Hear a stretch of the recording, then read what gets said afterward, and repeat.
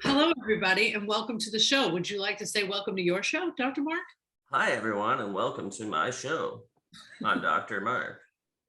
Dr. Mark Sylvester, psychiatrist of the alternative mindset to the stars. Okay, so Psychiatrist to the stars. yeah, how about that? So we have a very special short episode for you today, considering that it is the holiday season. You're already overwhelmed with all the things that you need to do.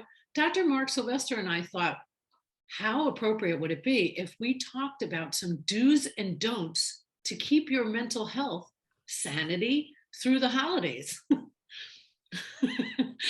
You could just watch this episode over and over again, and maybe this will keep you sane. Dr. Mark moving himself inside the camera. So, Dr. Sylvester, what do you think are some of the do's? And then we'll go to some of the don'ts of what to do throughout these holidays. I think the do's are be patient with yourself and your family and your loved ones, and be measured in your actions. Think about what you want to do. For instance, I have a good friend who has been unable to get the vaccine for legit medical reasons. And her family asked that she not come visit, even though they've all been vaccinated. They asked that she not come visit for this Thanksgiving. So we invited her to ours. Aw, what a great solution. So finding solutions like that don't require battle royale, and well, you should have gotten this. And blah, blah, blah. We don't want that. The other thing, oh wait, are we on do's or don'ts? We're going to stay on do's because I think there's a lot more don'ts than there are do's. Okay. Do remember people's intentions. Always, if you think about someone's intention, it's not to be a jerk or to be obstinate or to make fun of other people or to call them out or put them down. It's usually they're coming from a place of fear or often love, like wanting to protect someone, a family member, themselves, you, in the way that they understand, given the media influence and the knowledge they've acquired on Facebook. I have a do. Would you like to hear my do? Please, because I'm running low. Okay. So I just came from therapy. And I had a conversation with my therapist of what to do when I am at my own family gatherings, these upcoming holidays. So what I thought he said that was really, really great was, do think about how you're going to react to something that might be offensive or inappropriate. Like a dress rehearsal. Yes. Yeah, like, brilliant. I'm going to grab a very good book. Okay, you keep talking. All right, is it your book? Because I can see that back there. No, it's not my book. I think it's shameless that you promote other stuff on your channel. With your manic mechanic. This right here. Oh, this? Yeah, that. This right here is this wonderful book called The Language of Letting Go. Have you heard of it, Dr. Sylvester? No, but I have a book right here. Oh, wait a minute. It's a mouse pad. I'm sorry. So do remember humor. Let me tell you, we're going to get to that. I do think that is very, very important. Do remember humor. Do remember it. Melody Beattie is wonderful author of The Language of Letting Go, Daily Meditations on Codependency. So my homework assignment before I get on an airplane and go to a big family wedding that I'll be going to and spending time with family at Thanksgiving and Christmas is to read those daily meditations. So I have like an action plan of how I'm going to react or not react. Yeah, it's an action plan. It's an outline. It's a rehearsal, really. We did a show on, the future of mental health, and the middle section of that show provided 4+2 do's, as you might recall, during this time of year. And I think they're more important now than at any point during the pandemic. And the first of the 4 noble necessities was to remember to daily have gratitude. Take 10 seconds and think of something that day you're grateful for, truly grateful for, and sit and feel that gratitude and let it permeate you. Sit in that and really percolate around. Like, I truly am grateful for my family. I truly am grateful for my health. I truly am grateful that, despite all of the conflict with my family, that we can still have a relationship and avoid these other topics and love each other. We don't have to cut off from one another, not our families, not people at the grocery store just because they have a mask on. We need to reconnect, because we've lost that. I think you also could add to that you do need to remember that everybody is going through their own struggles. So Absolutely. That's a good one. You like that one? Thanks. I do. It's I just came from therapy, so really, I'm very well prepared. You're not the only one, sister. Well, it wasn't at 10 a.m. Anywho, I say, do remember while you're sitting at that table, if somebody is upset with you that you didn't pass the pepper fast enough, it could well be that they have maybe lost their job, or they've lost a loved one, or they've been depressed and they're strong and they don't talk about it. So it really is important that we do remember to have empathy for others, especially during this time. Absolutely, Sharon. And right. Now moving on to me. Do remember humor. So about humor is the segue that preoccupies my people. Humor is now more important than ever. Use it at the Thanksgiving table. Use it in your interactions with your friends and family.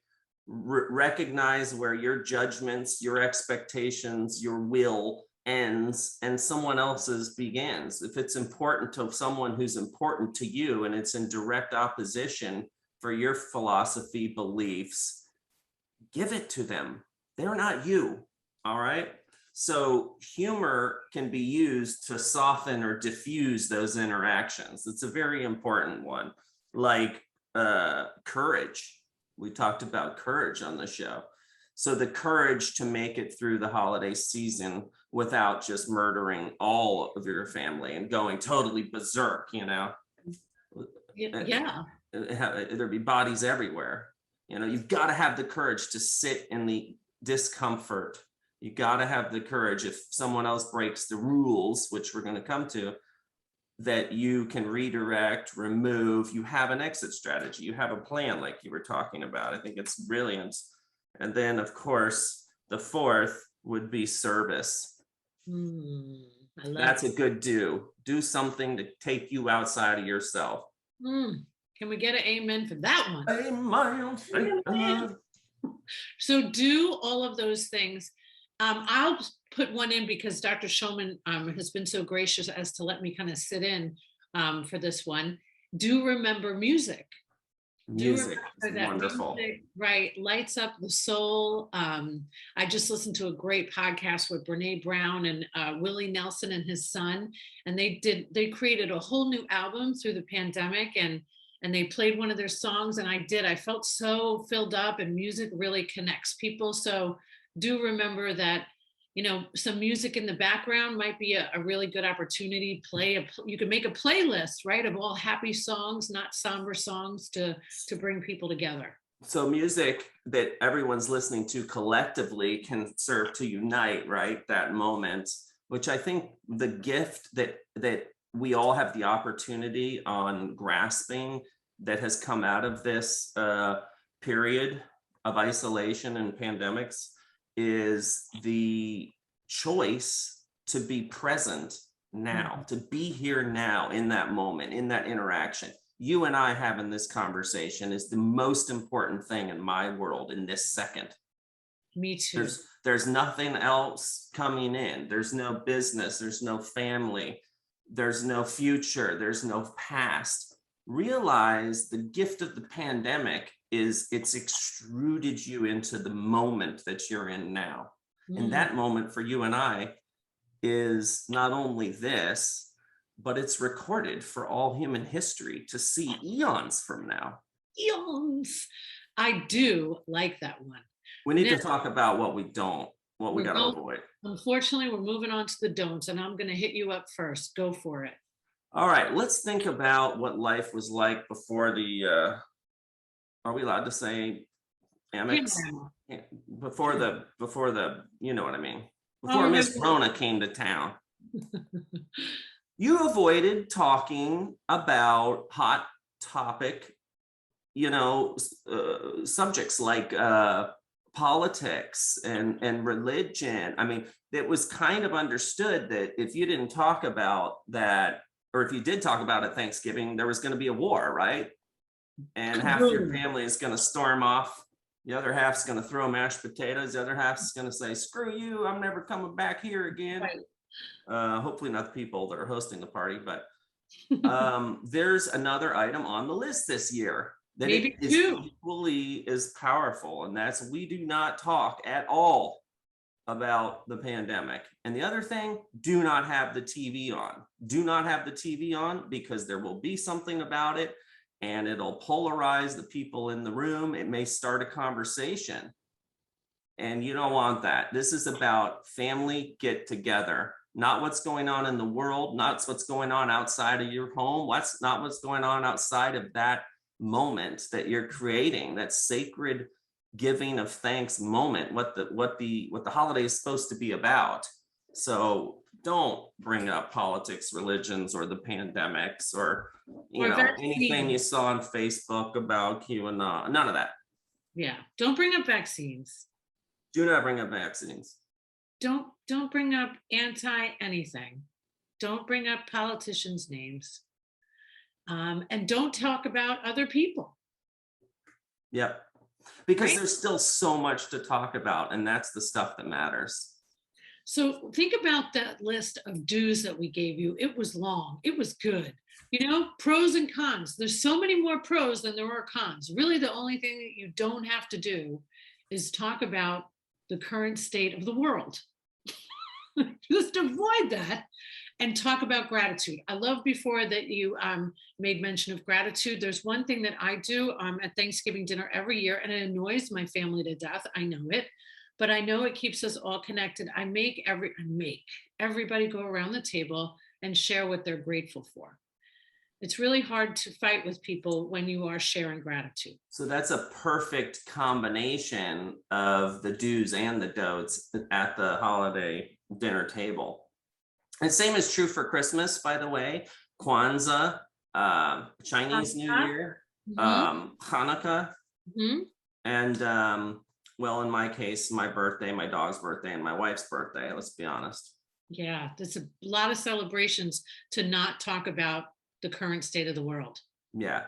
Then the other 360 whatever days, let it rip. Just really zing them on Facebook for being a complete bonehead. Right. Don't do that either. Get An back eye to for the keyboard warrior. Gandhi said, an eye for an eye makes the whole world blind. Is right. Well, I really feel grateful today to be on your show. I really feel I think I'm on your show. Well, it's a little bit of a cross thing. Oh, yes. I'm glad you could come on our show. Alt Psych. Alt and I'm Psych. glad you can come on my show, The Doctor Whisperer. Yeah. Because you're a doctor. We're two-timing it. We are. Well, really, we want to wish you wonderful, blissful holidays. We hope that your turkey isn't dry. And we hope that you don't have to eat like tofu. But tofu's good for you. So if you are eating tofu, I hope you get to add a little extra flavor to it. And Yeah, there are worse things. And eat dessert. Right? People should eat dessert. Yeah, just hang out. Why not? Well, Charlie Brown has said that the show is over, so I think he's right.